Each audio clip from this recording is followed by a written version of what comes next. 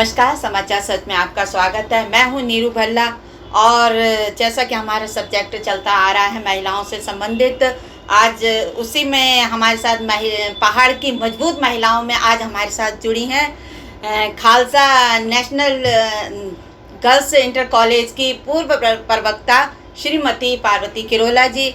आइए उन्हीं से पूछते हैं उनके जीवन के बारे में। नमस्कार मैम। नमस्कार। समाचार सच में आपका स्वागत है। जैसा कि हमारा एक सब्जेक्ट है कि पहाड़ की मजबूत महिलाओं में क्या स्ट्रगल है जो चलता आ रहा है। चलिए हम उन्हीं से पूछते हैं कि आप अपना प्रारंभिक जीवन और शादी के बाद का और ये थोड़ा हमारे दर्शकों को बताएंगे जी।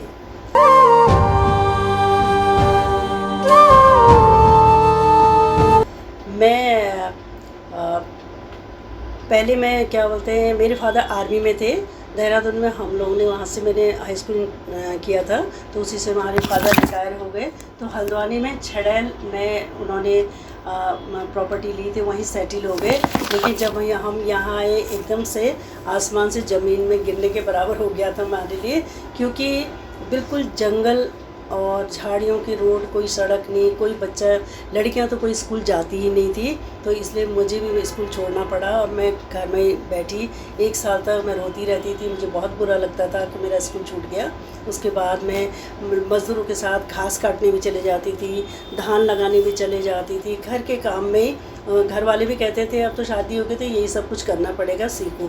तो ये सब मैंने सीखा, ये सब कुछ मैंने किया, जिसको देखकर मेरे 2 कज़न ब्रदर्स थे, उनको बहुत बुरा लगता था। वो कहते थे दीदी ये अच्छा नहीं हो रहा। अगले साल उन्होंने कहा चलो हम आपका एडमिशन करवाते, हम आपको पढ़ाएंगे। हम वो HN में पढ़ते थे, मुझे ललित महला में गेट में छोड़ जाते थे और छुट्टी में लेने आते थे। इसी तरह मैंने इंटर किया। उसके बाद वो लोग आर्मी में भर्ती हो गए, फिर मैं अकेली रह गई। तो फिर घर वालों ने यही सोचा कि अब शादी कर देनी चाहिए, यहाँ से नहीं पढ़ सकती। तो उसके बाद जब BA का फॉर्म भर रखा था, मैरिज हो गई, तो ससुराल वालों ने कह दिया था, हमें तो बहुत पढ़ी लिखी लड़कियाँ मिल रही थी, आपको नहीं पढ़ना है, एक ही बहू हो, घर देखना है, कारोबार देखना है। फार्म था हमारा और परिवार था, 3 नंदे, सास ससुर, काफ़ी मजदूर भी थे। तो फिर वो घर का ही काम, वहाँ भी मैंने वही काम करना शुरू कर दिया था। खेतों में पत्थर बिन बिन के सिर में रख के फेंकती थी, गोबर फेंकती थी, कुट्टी काटती थी, सारा जो भी खेत का था सब कुछ सीख लिया था। क्योंकि ये मेरी सासू माँ कहती थी तुम्हें काम सीखना चाहिए, लेबर लगे हैं तो उनके साथ तुम्हें लगना भी पड़ेगा। तो ये सब मैं करती थी, लेकिन दिमाग में एक पढ़ाई का जुनून मेरा रहता था कि नहीं ये चीज़ गलत हो रही है। तो मैंने किसी तरह फिर प्राइवेट दिया और जस्ट बिना पढ़े, BA तो बिना पढ़े ही दिया। फिर उसके बाद मैंने आगे की पढ़ाई के लिए एक जुनून था, मैं खेतों में जाती थी और बैठ के अपनी बुक वहाँ पर थोड़ी देर पढ़ लेती थी। और कभी कभी गन्ने के खेत में हम घास काटने जाते थे, तो वहाँ पर कम से कम आधा 1 घंटा मैं बुक्स लेके पढ़ लेती थी। और उसमें जो हेडिंग थे उनमें मैं नोट डाल देती थी, अंडरलाइन कर देती थी। और दिमाग में ये शायद एक जुनून था या गॉड गिफ्ट था कि कुछ करना ही है, आगे बढ़ना ही है। तो मैं शाम को, जैसे गांव में लकड़ियों से रोटी बनाए जाते थे, परिवार था, बहुत सारा आटा गूंथ के बहुत सारी रोटी बनानी होती थी। तो मुझे ये लगता था कि अब्राहम लिंकन ने भी तो स्ट्रीट लाइट के नीचे पढ़ाई की, हमने कभी पढ़ा तो हम भी तो कुछ कर ही सकते हैं। मैं सामने रोटी बनाते बनाते बहुत सारी हेडिंग याद कर लेती थी, उसी के आधार पर अपना सोच के उसको दिखाती थी। इस तरह मैंने MA किया और फिर B.Ed किया। B.Ed में भी घर वालों का बहुत विरोध सहन करना पड़ा। उन्होंने कहा कि नहीं, बिल्कुल भी नहीं, काफ़ी कलह घर पे हुआ, लेकिन ये सब मैंने फेस किया। उसके B.Ed करने के बाद उन दिनों तो इजीली नौकरी मिल जाती थी। तो मेरा इसे प्रवक्ता पद के लिए रानी उधर क्या DD हाट में मेरे को मिल रही थी, लेकिन घर वालों ने कहा अगर जाओगी तो घर नहीं आना फिर। तो मैंने छोड़ दिया। उसके बाद मैंने खालसा कॉलेज में केवल यहाँ BTC ग्रेड में मैंने जॉब यहाँ शुरू की। तो प्रमोशन से ही मैं यहाँ पर प्रवक्ता पद तक पहुँची। और प्रमोशन के लिए मैंने 48 साल की उम्र में MA किया और काफ़ी अच्छे मार्क्स मेरे आए। फिर मेरा प्रमोशन हुआ, मैं प्रवक्ता बनी। उससे पहले LT में थी। तो यही मेरी कहानी है। ये था मैम का पढ़ाई से लेकर शादी तक का सफ़र। लेकिन अब इसके बाद हम मैम से ये भी पूछते हैं कि शादी के बाद उनके पति जो कि एडवोकेट भी हैं, कितना सपोर्ट रहा उनकी जॉब तक। फिर घर में बच्चे भी थे छोटे, उनको पढ़ाना लिखाना, घर में सास ससुर, इस तरह का ये भी एक बड़ा संघर्ष होता है महिलाओं के लिए, और देखना भी पड़ता है, ऐसा नहीं है, उसको भी इग्नोर नहीं करा जा सकता है। तो थोड़ा सा हमें उनके बारे में बताइए। नहीं, मेरे पति का तो पूरा सपोर्ट था। यहाँ तक कि मैं ये कह सकती हूँ कि सारे नोट्स वो मेरे लिए बना देते थे। बीएड में तो नोट्स बनाने होते हैं, डायग्राम जो प्लान बनाने होते हैं उसके अनुसार पढ़ाना या आगे मतलब, तो ये सब कुछ इसमें मेरे हस्बैंड जितनी देर तक मैं खाना बनाती थी, रोटी में 10-11 बज जाते थे, वो मेरा काम कर देते थे। इसी तरह मैंने बीएड किया, उनका मेरे पूरा सहयोग है। अगर सहयोग नहीं होता तो मैं यहाँ तक पहुँच भी नहीं पाती। तो ये तो रहा आपका पारिवारिक जीवन। अब मैम जब आप जॉब करने लगे तो जॉब के दरमियान भी बहुत ज़्यादा संघर्ष हुआ होगा, ऐसा नहीं है कि ये बहुत आसानी से ये आपने जॉब करी होगी? क्योंकि संघर्ष तो हर जगह हर क्षेत्र में होता है। प्रमोशन कॉलेज में भी कई बातें होती है, प्रमोशन के लिए संघर्ष होता है, ये सब कुछ मैंने झेला है। हाँ। तो लेकिन आप देखिए ना, आपने अब जब आप रिटायर हो गए तो आपने भी सोचा होगा मैं भी आराम करूंगी, लेकिन आपने ऐसा कुछ नहीं होने दिया। आपने अपना जज्बा कायम रखा कि आपने गरीब बच्चों को पढ़ाने का भी, आपने कहा रिटायरमेंट के होने के बाद भी मैं अपनी पढ़ाई नहीं छोड़ूंगी, और आपने आसपास के गरीब बच्चों को पढ़ाने का एक जो बीड़ा उठाया है, हाँ, तो उसी को लेकर आपने बीपीएल प्रयास शिक्षा समिति का संस्था का भी, इन्होंने जिनकी ये अध्यक्षा भी हैं, थोड़ा सा उन्हीं के बारे में जानते हैं कि ये जज्बा क्यों आया उनके जीवन में। जैसा कि ज़्यादातर लोग रिटायर होने के बाद सोचते हैं कि हम आराम करेंगे, तो मैम ने वो जज्बा अपना जाने नहीं दिया, वो अभी तक कायम है।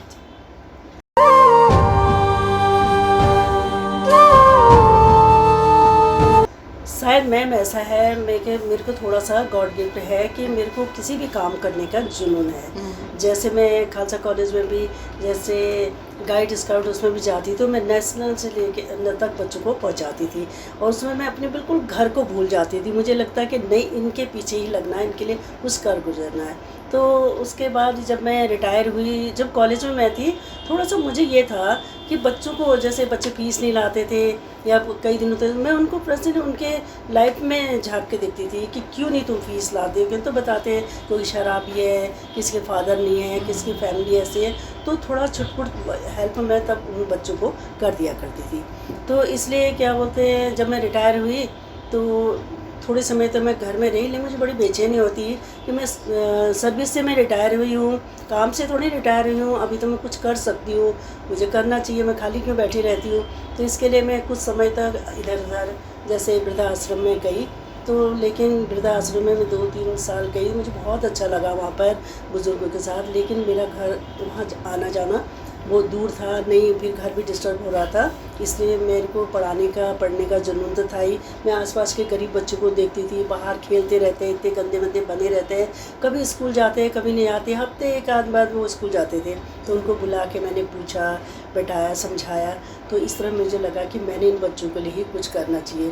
फिर बच्चे आए तो पहले तो बहुत गंदे रहते थे, फिर उनको साबुन दे के उनकी नहा के आओ, साफ़ सफाई से आओ, बाल सिर में तेल डालो, ये करके, और फिर रोज़ उनको खाने का लालच देती थी, रोज़ कुछ न कुछ उनके लिए बनाती थी, सारे बच्चों को देती थी, जिससे अधिक से अधिक बच्चे आए। तो धीरे बच्चों को अच्छा लगने लगा, काफ़ी बच्चे आने लगे, फिर काफ़ी बच्चे हो गए थे। फिर कोरोना काल में सारे डिस्टर्ब हो गए। तो फिर ये आपका ये संस्था खोलने का कैसे आया दिमाग में आपके? संस्था का ऐसा है कि पहले मेरे दिमाग में ये नहीं था कि मैं किसी संस्था को खोल के मैं रजिस्ट्रेशन कराऊं या उसको कोई नाम दूं, ऐसा कुछ नहीं था। लेकिन जब काम करते करते मेरे पास काफ़ी बच्चे आ गए, फिर कोरोना काल आ गया। कोरोना काल में मैंने सोचा कि इन बच्चों को तो मार्केट में बिल्कुल मास्क नहीं मिल रहे थे, मैंने बच्चों के लिए मास्क सिले कि इनको दे दूं, इनको कौन देगा, कहाँ से लाएंगे। उसके बाद मैंने उनकी जो परिवार वाले हैं उनके पेरेंट्स को भी दिया, फिर बच गए।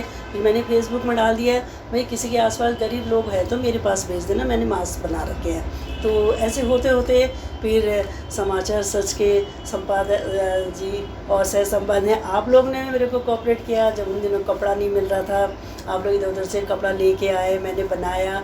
तो ये काम करते करते एक मतलब ये होता है कि कोरोना काल में मैं बहुत बिजी रही और आप लोगों को पता है उन दिनों मुझे बोलो नहीं। हाँ जी हाँ, ये हमारे मैम जब 2020 में हमारा ये बड़ा टिपिकल टाइम आया था पूरे देश के, पूरे वर्ल्ड के लिए था, जब ये कोरोना काल का, तो उस समय मैम ने सोचा कि मेरे को भी कुछ करना चाहिए। तो ये अपने हाथ से सिल के इन्होंने 5 से 10 हज़ार मास्क, 5-6 हज़ार मास्क सिल के अपने हाथों से पूरा दिन रात जब भी मौका मिले इसी में लगी रहती थी। और इन्होंने लोगों को बांटे भी, कोरोना काल का ना मतलब उनको नज़रअंदाज करा इन्होंने कि मुझे हो जाए या नहीं। मैम की इसी सेवा का एक अच्छा पुरस्कार ये मिला मैम को कि जो उत्तराखंड राज्य सरकार की तरफ से तीलू रौतेली वीरांगना पुरस्कार से सम्मानित किया जाता है, जो 13 जिलों की महिलाओं को, अलग अलग जिलों से सम्मानित किया जाता है। वहीं से एक नैनीताल जिले से एक नाम था हमारा श्रीमती पार्वती किरोला जी का। चलिए उन्हीं से पूछते हैं, ये उस समय जब पुरस्कार इन्हें मिला तो कैसा था वो समय? वो समय मैंने सोचा नहीं था कि ठीक है तिलू रौतेली पुरस्कार के लिए फॉर्म भरे जा रहे थे, तो मैंने को भी लगता है कि हम तो मैं भी कर ही रही हूँ, हर क्षेत्र में कई क्षेत्रों में मैं काम कर रही हूँ, तो मैंने भी फॉर्म भरा, उसके लिए प्रयास किया।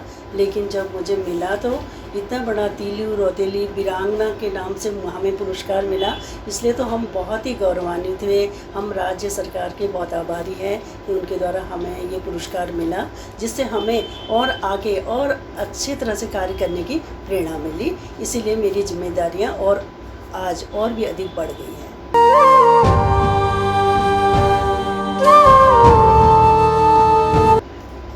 लेकिन थोड़ा सा मैम, थोड़ा सा ही अपना समय बताइए, बड़ा टिपिकल भी रहा आपका। 2021 में आपको कैंसर से पीड़ित हो गई मैम, उसका ऑपरेशन भी कराया मैम ने, थोड़ा सा आप हमें बताइए, हमारे दर्शकों को। जिन दिनों कोरोना ये कोविड का जो समय था सारा ही बंद था, उसी समय मुझे पता चला कि कभी मैंने सिलाई करते हुए थोड़ा सा मुझे थोड़ी प्रॉब्लम हुई। मैं दिन रात में मास्क सिलती थी और जिससे मुझे लगा कि कहीं मशीन चलाने से तो मुझे पेन नहीं हुआ, लेकिन पता चला कि वो तो बाद में फिर ज़्यादा ही बढ़ गया था। डॉक्टर्स के पास गए तो पता चला कि मुझे ब्रेस्ट कैंसर है। तो इस दौरान मैं बिल्कुल भी बंद था, कोई कहीं आ जा नहीं सकता था। हल्द्वानी में मैंने यहाँ पर नीचे महिला हॉस्पिटल में पांडे जी हैं जो, उनको बताया, लेडी डॉक्टर है पांडे जी, उनको मैंने बताया तो उन्होंने कहा ये कैंसर है, आपको तुरंत दिल्ली जाना चाहिए। लेकिन उस समय दिल्ली जाने का तो कोई वो ही नहीं था, तो मैंने बिल्कुल अपना थोड़ी देर के लिए मुझे झटका लगा, फिर मुझे लगा ज़िंदगी क्या है, 2 दिन की है, कल क्या हुआ किसी का तो पता नहीं है, कोई बात नहीं। मैंने 2 महीने तक अपने घर में किसी को भी नहीं बताया, क्योंकि ऐसे समय में घर वाले ज़्यादा परेशान हो जाते हैं और मुझे लेके वो जाते भी कहाँ। इसलिए मैंने किसी तरह मास्क सिलने में और अन्य में मैं अपने को बिजी रखा। जब माहौल सही हुआ फिर हम दिल्ली गए और वहाँ धर्मशिला कैंसर हॉस्पिटल में बहुत अच्छे डॉक्टर है, डॉक्टर अंशुमान जी, लकली जो वो मिल गए थे, उन्होंने मेरा ऑपरेशन किया और इसमें ठीक ही हूँ, अभी तक तो मैं ठीक हूँ। उन्होंने कहा है कि ठीक ही रहोगी। मैम को देख के लगता नहीं है कि उन्होंने अपना मोरल डाउन करा, इस इतनी बड़ी बीमारी होने के बावजूद भी उन्होंने अपना मोरल डाउन नहीं होने दिया, अभी भी उसी जज्बे के साथ लगी हुई है। इसी तरह मैम के साथ हम इसी तरह का, इनको देखकर आप एक उदाहरण के रूप में आप देख सकते हैं।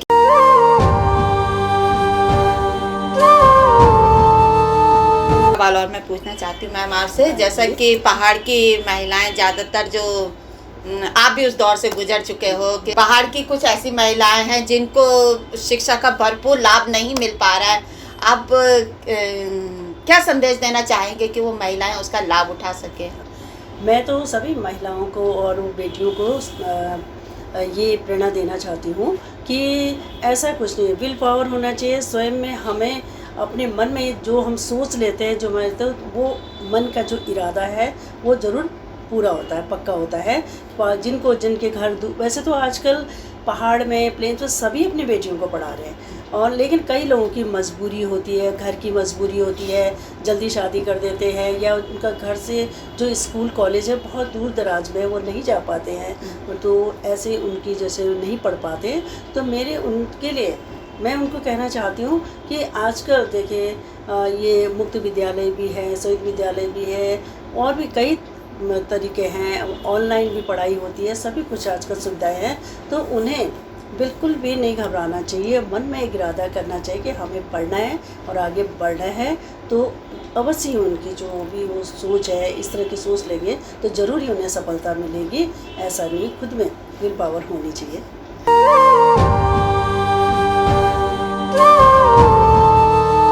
तो इस समय वर्तमान में आप के क्या क्या प्लान है अपनी जो बच्चों को पढ़ाने का, और कैसे कर रहे हैं ये समय? देखिए, वर्तमान में मैंने आपको बताया था ना, अब आपको पता है मुझे तीली रोतेली पुरस्कार मिला, तो मैं बच्चों को तो पढ़ाती थी, लेकिन मैंने कोई संस्था रजिस्ट्रेशन नहीं करा रखा था। मैं चाहती थी कि ऐसा क्या करना है, बच्चे आ रहे पढ़ा रहे छुट्टी रहे। लेकिन जब मुझे तीली रोतेली मिल गया, मेरी जिम्मेदारी और बढ़ गई है, बच्चे भी बहुत हो गए हैं, तो फिर उसके बाद मैंने अपना रजिस्ट्रेशन कराया, और मेरी संस्था का नाम है BPL शिक्षा प्रयास समिति, जिसमें मेरे और भी साथी मेरे साथ जुड़े हुए हैं। और हम लोग मिलजुल करके बच्चों को पढ़ाते हैं, डांस सिखाते हैं, डिबेट करना, भाषण करना, उनको हम खेल कूद सारे एक्टिविटी जिससे वो उसका बच्चे का सर्वांगीण विकास हो सके, तो इस पर हम लगे हैं। तो हम इसलिए मैंने अभी संस्था बनाई है, मैं इसकी अध्यक्ष बहुत बढ़िया। ये थी हमारी पूर्व प्रवक्ता एवं वर्तमान में BPL शिक्षा प्रयास समिति की अध्यक्षा श्रीमती पार्वती किरोला जी। ये हमारी थी आज की मुलाकात, और इसी तरह समाचार सत्र के साथ जुड़े रहने के लिए धन्यवाद।